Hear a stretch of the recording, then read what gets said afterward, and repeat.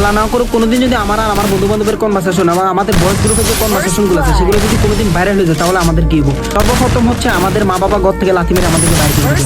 সমাজ থেকে আমরা যে পরিমাণ বহিষ্কার এবং বিতাড়িত শিক্ষিত হবো সেটা আলাদাভাবে রাষ্ট্রীয়ভাবে আমাদেরকে বয় করে ডাক দেওয়া হবে। আমার নোটস ভাইরাল হয়ে যায় কোনো সমস্যা নাই, কিন্তু আমার বন্ধু বান্ধবের সাথে আমাদের কথাবার্তা সেই কনভারসেশন যাতে কোনোদিন ভাইরাল না হয়। আমার নোটস ভাইরাল হলে আমার কোনো কষ্ট আসবে না, no problem at all, but ওইটা ভাইরাল হওয়া যাবে না ভাই। কারণ আমরা জানিও না আমরা একসাথে হলে আমরা কি নিয়ে কথা বলতেছি, কেন বলতেছি, কি কারণে বলতেছি, কোন কোন বিষয় নিয়ে এবং জঘন্য জঘন্য ওয়ার্ড আমরা উচ্চারণ করতেছি এবং জঘন্য বিষয় নিয়ে কথা বলতেছি, ভাই চিন্তাও করতে পারবেন না। যদি ভাইরাল হয়ে যায় কোনোদিন তখন বুঝতে পারবেন যে আমরা কতটা জঘন্য ছিলাম। দুর্নীতি থাকা অবস্থা জাহান্নামে ট্যাগ লাগাইবো আমাদের পিছনে। তার মানে এই না যে আমরা খারাপ মানুষ। We are very pure hearted, kind, beautiful, respectful people. আমরা যাই করি, কেন করি, কি জন্য করি, কি কারণে করি, আমরা কিছু নিজেরাও জানি না।